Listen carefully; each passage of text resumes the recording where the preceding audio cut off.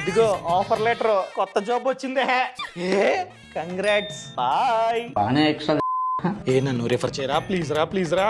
సరే చేస్తానులే, థ్యాంక్స్. అవును, ప్రెసెంట్ మన salary account State Bank of ఇండియాలో ఉంది. సేమ్ శాలరీ అకౌంట్ ని ట్రాన్స్ఫర్ చేసుకుంటావా, లేకపోతే అక్కడికి వెళ్ళిన తర్వాత వేరే బ్యాంక్ అకౌంట్ ని ఓపెన్ చేస్తావా? ఆ కంపెనీ హెచ్డిఎఫ్సి బ్యాంక్ తో టైఅప్ అయి ఉంది. సో ఆ కంపెనీలో జాయిన్ అయిన తర్వాత హెచ్డిఎఫ్సి బ్యాంక్ శాలరీ అకౌంట్ నాకైతే ఇస్తారన్నమాట. ఈ state Bank of India salary account ని అలాగే వదిలేస్తా.